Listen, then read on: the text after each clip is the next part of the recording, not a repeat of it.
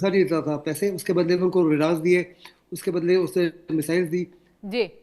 China और Russia का equipment जो है बिल्कुल फेल हो गया।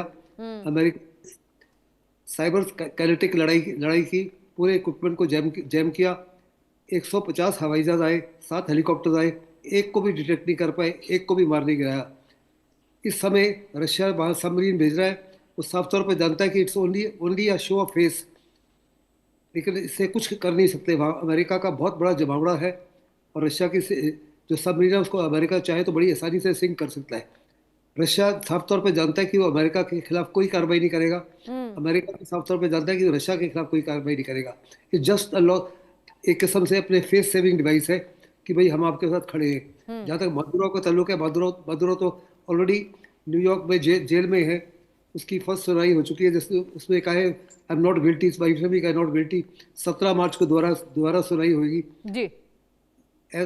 दुनिया में कुछ देशों की तरफ से बहुत ज़्यादा अमेरिका की कंडेमनेशन हुई है, खास करके रशिया की तरफ से, चाइना की तरफ से, नॉर्थ कोरिया की तरफ से, ईरान की तरफ से और फ्रांस की तरफ से। हम्म। और कुछ देश जो है वो या तो चुप्पी थाने हुए, जैसे हिंदुस्तान चुप्पी थाना हुआ है अपने बिल्कुल। हितों को अपने हितों को निगाह में रखते हुए, और बाकी देश जो है अमेरिका की ताकत को निगाह में रखते हुए और उसके टैरिफ से डरते हुए वो भी चुप्पी चुप्पी थाने हुए।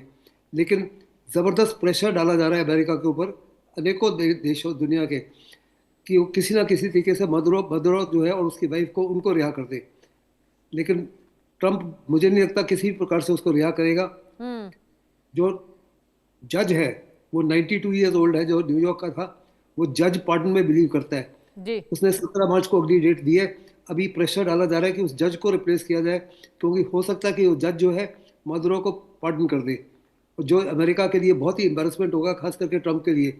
ऐसे में अभी वहाँ मांग हो रही है कि उस जज को चेंज कर दिया जाए। वो अमेरिका का अंदरूनी मामला है।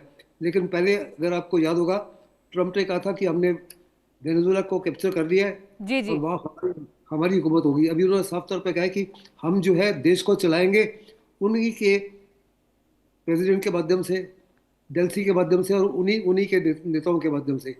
लेकिन हमारे अमेरिका जो है बड़े पैमाने पर वहाँ से जो तेल निकालेगा 50 मिलियन बैरल्स अ डे, उसके लिए बंदोबस्त कर रहा है। वास्तव में आगे क्या होता है, it's a huge question mark. हम स्पेक्युलेट कर सकते हैं कि ये होगा या ये होगा, लेकिन क्या होगा, मेरे मुताबिक विनर टेक्स ऑल है। जो अमेरिका ने करना था वो कर दिया है। It's a very bad bad president, बड़ा गंदा एग्जांपल है। क्योंकि इसको देखा में रखते हुए चाइना ताइवान के ऊपर कब्जा कर सकता है, हम्म। नॉर्थ कोरिया साउथ कोरिया की तरफ कुछ कार्रवाई कर सकता है, जापान की तरफ कार्रवाई कर सकता है।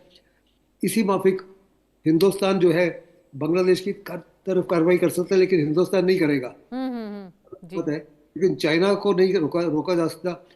रशिया की भी कोशिश होगी इसी माफिक जेलेंस्की को कैप्चर करने, लेकिन रशिया